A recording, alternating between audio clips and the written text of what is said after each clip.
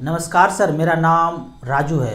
Profit from mutual fund 1 crore है और tax इसमें जीरो कैसे हो सकता है, इस वीडियो में बताएंगे कि रियली में 1 करोड़ रुपया का अगर प्रॉफिट भी हुआ है म्यूचुअल फंड से तो टैक्स जीरो हो सकता है। As per income tax law है, लॉ का नाम है सेक्शन 54F के अंतर्गत हम ये रिबेट ले सकते हैं। जितना भी गेन हो जाए वो जीरो कर सकते हैं। मान लेते हैं कि 2 लाख रुपया आपने एक फंड में रखा, म्यूचुअल फंड में, इक्विटी म्यूचुअल फंड में, स्मॉल कैप मिड कैप में रखा और 22 साल से रिमेन इन्वेस्टेड है और वो 1 करोड़ रुपया हो जाता है। कंपाउंडिंग का खेल चलता गया और वो 1 करोड़ हो गया। देखते हैं, ये लाइव रिकॉर्ड है। फंड का नाम है निप्पॉन इंडिया ग्रोथ फंड। यहाँ पे 2 लाख रुपया वन टाइम, एक ही बार, महीना सालाना नहीं बोल रहा हूँ, एक बार 2 लाख रुपया डाला 9 फरवरी 2001 में और आज वैल्यू हो गया 1 करोड़ 67 लाख। 22% का रिटर्न कंपाउंडिंग दिया तो इतना हो गया। दूसरा फंड है फ्रैंकलिन इंडिया प्राइमा। यहाँ पे भी 2 लाख रुपया वन टाइम रखा, वही 2001 में, और 22 साल के बाद 1 करोड़ 18 लाख हो गया। तीसरा फंड देखते हैं टॉरस डिस्कवरी। यहाँ पे भी 2 लाख रुपया लगाया वन टाइम और इसने बनाया 21 लाख। क्यों? क्योंकि इसका बेस देखिए कितना है, 78। तो एक गाना हमेशा मैं गुनगुनाने बोलता हूँ, बेबी को बेस पसंद है, मुझे एयूएम पसंद है। दोनों का एयूएम देख लीजिए, 7600 करोड़ 13,000 करोड़। इसका एयूएम 78 करोड़। आगे नाथ न पीछे पगार। न जाने कितना फंड मैनेजर यहाँ पे चेंज हुए होंगे, पता नहीं, पर यहाँ पे जिस फंड मैनेजर को इतना एसेट मिल जाएगा वो कोई चेंज करना नहीं चाहेंगे कि कहीं और चला जाऊँ। यहाँ से कहाँ जाएंगे वो? 10,000 करोड़ 15,000 करोड़, कितना ऑलरेडी उतना एयूएम है ही इनके पास, तो जाने का जरूरत नहीं है। तो एयूएम हमेशा देखना है, 1 साल 2 साल का परसेंटेज देखने से अच्छा है एयूएम देखना है। यहाँ पे एनुअल कंपाउंडिंग रिटर्न एवरेज देखते हैं तो 18% का हुआ है। तो 2 लाख का वैल्यू 1 करोड़ हो गया, तो गेन हो गया। अब दूसरा एक एग्जांपल लेते हैं कि आपने यहाँ तो एक बार जमा किया 1 करोड़ हो गया। मान लेते हैं एसआईपी किया, 3-3 हज़ार रुपये पर मंथ का एसआईपी किया पिछले 22 साल से और कंपाउंडिंग इंटरेस्ट रिटर्न यहाँ पे चलता रहा और वो 1 करोड़ हो गया। एसआईपी में कैसे हुआ तो यहाँ पे देखते हैं। Nippon India growth fund, same fund, यहाँ पे 3,000 रुपये पर मंथ जमा किया था पिछले 22 साल से, तो 7,92,000, लगभग 8 लाख जमा हुआ और वैल्यू है 1 करोड़ 23 लाख, 21% का रिटर्न।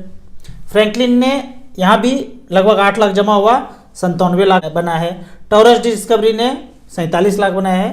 क्वांट मीट कैप ने 38 लाख बनाया है, 16.81% का रिटर्न है। तो मान लेते हैं कि आपने ये दोनों फंड में एयूएम देख के इन्वेस्ट किया था और 1 करोड़ रुपया लगभग बन गया। एक में वन टाइम में बना, दूसरे में एसआईपी में 1 करोड़ बन गया। तो यहाँ पे 8 लाख रुपया मूलधन था, वन टाइम जो रखा था यहाँ पे 2 लाख रुपया मूलधन था।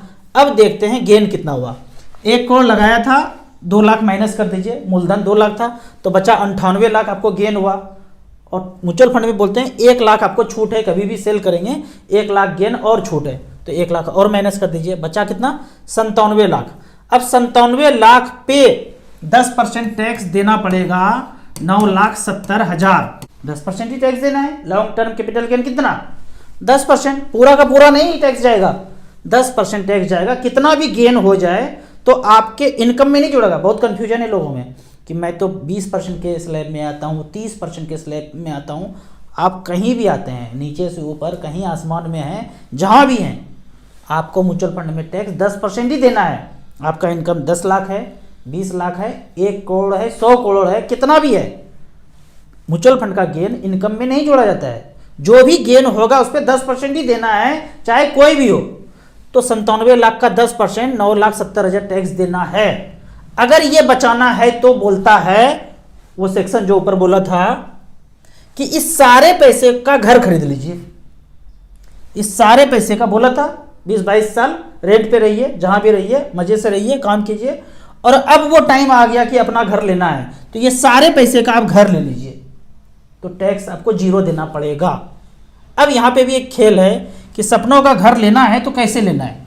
यहाँ देखते हैं, फ्लैट लेना है, बड़े शहर में रह रहे हैं या गांव में घर बनाना है, जो भी करना है, प्लॉट खरीद लिया, फ्लैट खरीद लिया, जो भी कर लिया, तो यहाँ पे है कि नया घर या पुराना घर, नया फ्लैट या पुराना फ्लैट। तो मान लेते हैं कि एक फ्लैट का कॉस्ट 50 लाख रुपया है और इसको आप पहले से प्लान कर लेते हैं कि पुराना घर लेना है, 10 साल के बाद लेना है।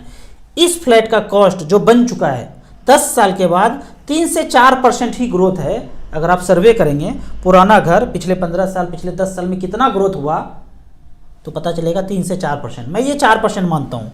तो यहाँ पे देखते हैं 50 लाख रुपया का फ्लैट था, अभी नहीं खरीदेंगे, अभी रेंट पे ही रहेंगे।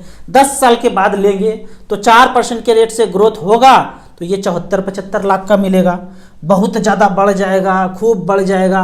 वो खूब जो बोलते हैं ना, वो बहुत जो बोलते हैं ना, वही 74-75 लाख है। मैथमेटिक्स में वही आंसर है। 50 का 75 हो गया तो बहुत हो गया। अब बोलता हूँ कि ये जो 50 लाख रुपया था खरीदा नहीं, खोपड़ी में कैलकुलेट हो रहा है सब। 4% के रेट से 75 लाख, और ये जो 50 लाख रुपया रिमेन इन्वेस्टेड हो 12% के रेट से 10 साल, तो यहाँ पे कर लेते हैं कैलकुलेटर पे, कैलकुलेट करते हैं 12% के रेट से। सेम 10 साल में 50 लाख का वैल्यू 1,55,00,000 हो जाता है। तो ये घर 10 साल के बाद खरीदेंगे, वही घर, पुराना वाला घर ही, नया घर नहीं खरीदना है। नया घर खरीदने से मैं मना करता हूँ। क्यों? मार्केटिंग का कॉस्ट है, प्रॉफिट है बिल्डर का जिसने बनाया है, लोन लेके वो घर बना रहे हैं तो लोन भी चुकता करना है, प्रॉफिट भी करना है, मार्केटिंग भी करना है, बहुत तरह का खर्चा है। वो सब खर्चा को काट करके आप पुराना घर लेते हैं तो सब पीछे विदा हो जाता है, धीरे धीरे धीरे करके इरेज हो जाता है वो। तो अब वो पैसा अगर आपका रिमेन इन्वेस्टेड है, मेरा इन्वेस्टेड है, मैं अभी भी रेंट पे हूँ, वो बढ़ रहा है 12% के रेट से, खरीद लूंगा घर। अब दौर चल रहा है कि घर खरीदूंगा, तो 12% के रेट से वो 50 लाख 1,55,00,000 हो गया। अब ये फ्लैट पुराना वाला कितना का था? 50 का 75 हो गया, तो 2 फ्लैट ले सकते हैं। चलो एक ही फ्लैट लेंगे, 75 लाख माइनस कर दीजिए, प्लस 75 लाख सरप्लस हो गया। तो रिटायरमेंट का ज़िंदगी जीना है, बैडमिंटन सुबह सुबह खेलना है। 14-15 साल हम भी नहीं खेले थे बाबूजी, आपको स्टेटस पे दिख रहा होगा ना, ये तो मज़े कर रहा है, रोज़ बैडमिंटन खेल रहा है वाइफ के साथ। भाई 14 साल का वनवास झेल चुके हैं, कुछ भी नहीं करते थे। आज मौका मिला है, ये पैसा सरप्लस है, सब खर्चा काटने के बाद भी ये पैसा बच जाएगा तो बैडमिंटन खेल रहे हैं, काम करने जाते नहीं हैं, 1-2 घंटा वीडियो बनाने आते हैं, उसके बाद कोई काम नहीं है दिन भर। तो इस तरह से, इस तरह का क्वेश्चन आपके मन में हो तो वैलिड क्वेश्चन आप पूछिए, इसका वीडियो हम बनाएंगे। तो सेक्शन कौन सा था जिसके तहत जितना भी पैसा झोंक देंगे घर में, पहला घर में, तो सेक्शन 54F, यहाँ पे छोटा छोटा एक नियम है कि जब आपने म्यूचुअल फंड बेचा साल भर के अंदर नया फ्लैट खरीदना पड़ेगा या 2 साल के अंदर अपना घर बनाना पड़ेगा। ये 2 गा हो गया।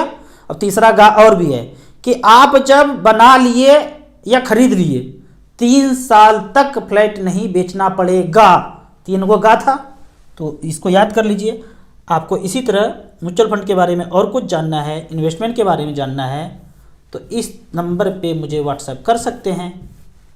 आपको म्यूचुअल फंड में पहली बार इन्वेस्ट करना है तो दिए हुए ऐप में रजिस्ट्रेशन करने के बाद हमसे जुड़ सकते हैं। ऐप का और मेरे सर्विस का लाइफ टाइम कोई चार्ज नहीं है। वीडियो अच्छा लगे तो व्हाट्सएप यूनिवर्सिटी में दोस्तों के बीच से जरूर शेयर करें। यूट्यूब पे देख रहे हैं तो लाइक एंड शेयर जरूर करें। Thank you so much.